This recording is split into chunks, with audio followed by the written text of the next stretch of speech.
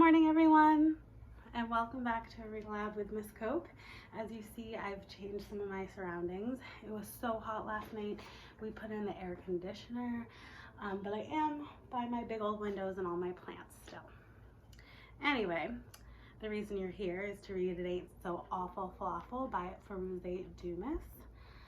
Today is Thursday, and it's May 28th. We only have about 2 more weeks of school left. I think we can finish this book in time. We're on a good schedule. All right, we left off on the chapter called Halloween 1979. It's my second Halloween in Newport Beach. This time we've decided to go trick-or-treating in Howie's neighborhood. Rachel is dressing as Little Red Riding Hood. Howie is going as a cowboy, and Carolyn's costume is a surprise again. I'm going as a tourist. Can you remember what she was last time? Leave it in the comments. It's an easy costume. I'm wearing my mother's sweatshirt that says I-L-U-V Newport Beach and has a drawing of a koala wearing star-shaped sunglasses lounging at the beach, sipping a drink out of a coconut with a bendy straw. Aside from my mom, no resident in the history of Newport Beach has ever owned such a sweatshirt or sipped a drink out of a coconut. People in Newport Beach drink Tab, which has only 1 calorie. Rumor has it that Tab stands for thin and beautiful. All I know is that it tastes like liquid tin. Halloween is even better this year. Caroline is dressed up as a bunch of grapes. Fun. She's wearing a purple leotard with 20 purple balloons attached to her. It's a cute costume, but she can't really sit down. At the first house we go to, the family is making caramel apples. And the dad asked us what toppings we want. There is actually a whole tray of toppings to choose from. Normally, I do not accept unwrapped candy because of possible poisoning. But this family has a fancy garden, and they seem to like people who plan vacations, not murders. I decorate my apple with peanuts and chocolate sprinkles and gobble it all down. It's incredibly delicious. We collect a lot of candy, but not as much as last year. Thanks to Howie being so tall, people keep saying, "Aren't you too old for this?" I'm thankful that I came from a short family. I figured I still have many happy years of trick-or-treating ahead of time. Note at the bottom. To the Newport Beach Police Department, in case I was wrong and it's too late for me to tell you this, the murderers live at 117 Cornelius Lane. When is too old to stop trick-or-treating?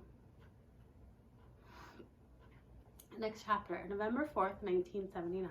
A few days later, I'm still enjoying my candy and thinking about how Halloween is the best holiday in the history of holidays when we see the worst news ever.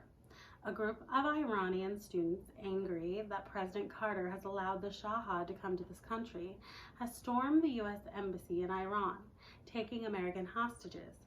Even though most Americans have left Iran by now, some are still working there. The news program shows mobs of angry men and women marching in the streets of Tehran, pumping their fists in the air and shouting, "Bah bar Shah, bah bar Shah, death to the Shah, death to the Shah." My parents and I watched without uttering a sound. We're all thinking the same thing. This cannot be happening. Carolyn calls me immediately. I pick up the phone next to the sofa. "What's going on?" she asked. "The protesters are mad at America for supporting the Shah." I tell her. My parents are staring at me with pained looks on their faces. My dad, who hasn't even tried to hide the fact that he's been listening to my conversation, calls out, "Tell Caroline that they will release the hostages tomorrow. Iranians have never been hostage takers." Next chapter. Wrong! Exclamation mark. My dad is wrong. The hostages are not released the next day. To everyone's horror, Kimonani says he supports the hostage taking. That's like Santa Claus admitting he doesn't like children.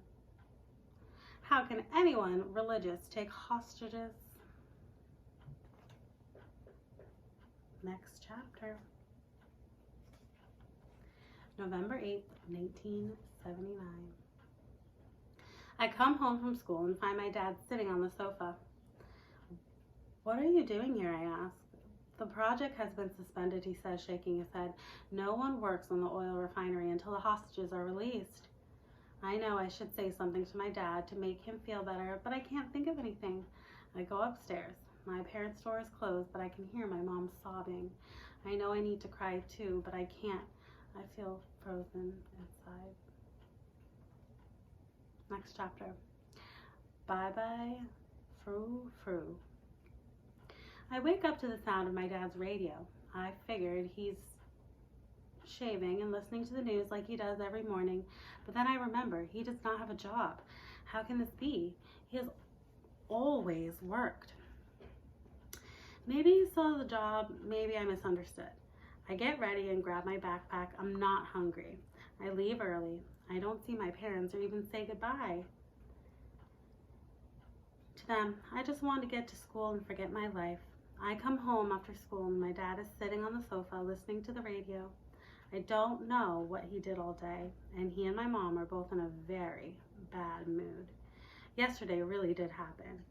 I go to my room and decide to stay there until morning. I lie on my bed and realize that this yellow frilly decor, especially the frou-frou canopy with all the lace, is really bothering me. Why did I even buy this? I go downstairs. Baba, can I sell my furniture?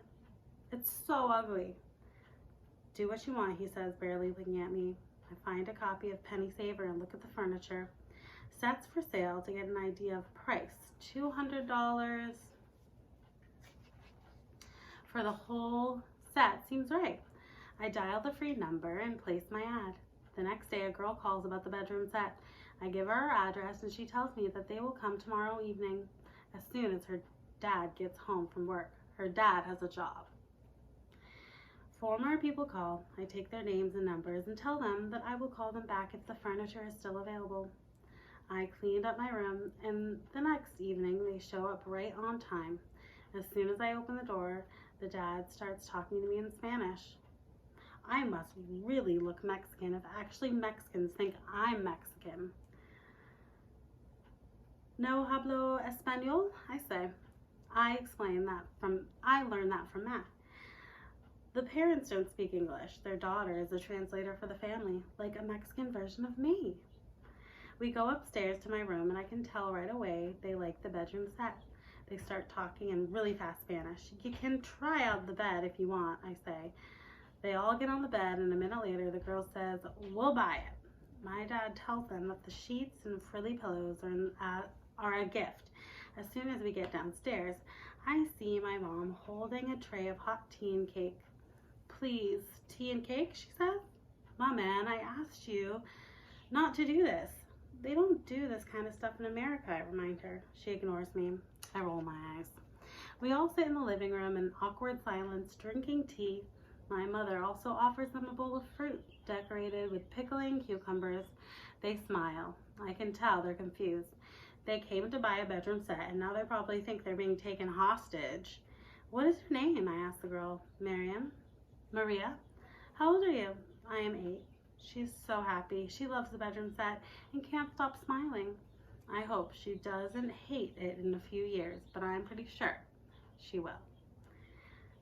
That night, I sleep on the floor in a pile of blankets.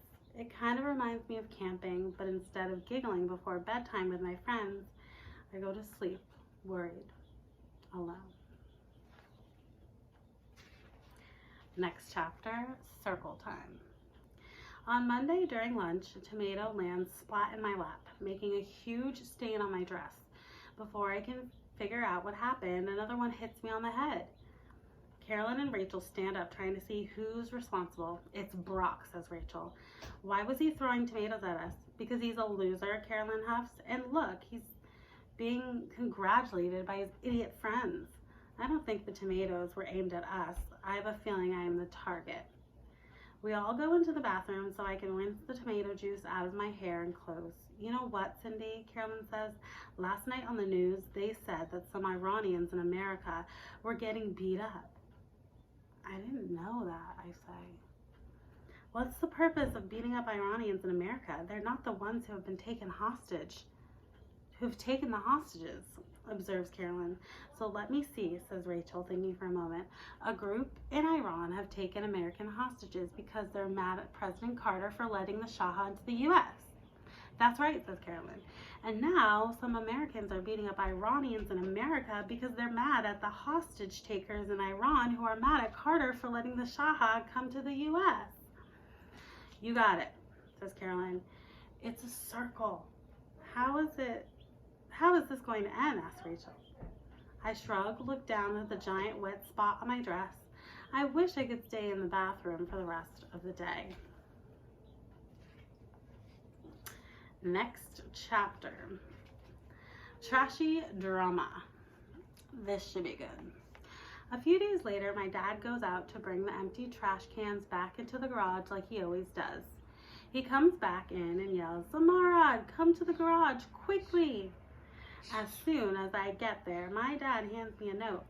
It's from the Newport Beach Sanitation Company. Due to the overflow bins in your receptacles cannot be emptied. The note also says that further violation will lead to fines. I look at our trash can. It is indeed overflowing, but not with our trash. Empty pork rind bags, beer cans, ribs with gooey barbecue sauce, and cereal boxes are spilling all over the place. Zomorod, my dad says, can someone at the association ask what to do, and don't mention this to your mother. I turn to Chapter 3 in Rules of Condominium Living Waste Management and look up the person in charge. It turns out to be Darlene Linden, original Cindy's mother. Oh no. I have never met her, and Cindy never mentioned anything about her except that she sells insurance. I dial the number. When Mrs. Linden picks up the phone, I introduce myself and explain what happened. If it's in your trash can, it's your trash. Maybe you forgot what you ate, she says. I am 100% sure that no one in our house has ever eaten pork rinds or Dinky Donut cereal.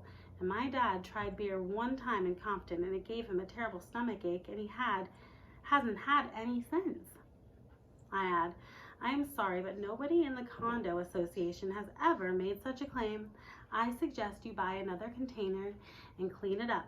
Of course, you will have to pay a fee since you will have an extra trash bin next week. Can we not pay the fee this one time since it isn't our fault? Seems fair enough. There are rules for living in America, and they need to be followed. If I make an exception for you, I will have to make an exception for everyone else too, Mrs. Linden says, sounding very angry. I thank her and hang up. I can see why Cindy spends so much time with her animals. I tell my dad what Darlene Linden said, but I leave out the last part. If there is anyone who follows rules, it's us. Don't mention any of this to your mom, he repeats, glancing at the door to the kitchen and sounding very worried. I wish he could yell or scream, but instead, he quickly goes outside to clean up. I follow and help him put the overflowing trash in a plastic bag. Then we hoist down the driveway. Since the ribs have attached an entire ant colony, we don't say a word that entire time. I can't stand the silence anymore. Why would anyone do this, I ask. Zomorod, at least. This can be cleaned up in 15 minutes. There are far worse things happening in the world. Things that will take years and years to clean up.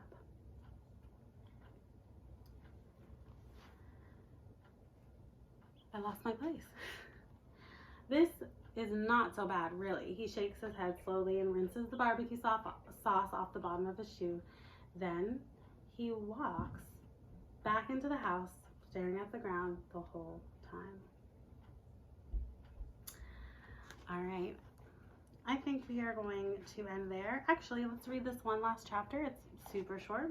Sugarcorn Pops. A week has gone by since my dad's job was suspended. It's been the most miserable 7 days for all three of us. Once again, we're sitting on the sofa, waiting for the news to start when the phone rings. I assume it's either Carolyn or a relative from Iran. My dad answers. He's listening carefully, then smiling. He hangs up after a minute. Great news, he announces. I must be at the office tomorrow. Yay! At 9 o'clock for a meeting. What kind of meeting, my mom asks. The secretary didn't say, but the company has lost a lot of time and money, and I'm sure we're going to start the project again. For the first time in what feels like forever, a smile appears on my mother's face. I hug my dad and he gives me a kiss on the cheek. The next day he shaves while listening to the radio, puts on his suit and tie, then eats a bowl of sugar corn pops just like he used to. I hear him whistling all the way out to the garage. I'm glad I finished with that chapter. We had to end this on a positive note. So, still a lot of stuff going on in Iran. Zomorod's dad thought he lost his job, but got it back. I wonder what's going to happen with the American hostages. See you tomorrow. Have a great day, friends. Stay cool out there. Thanks for watching. Toodles.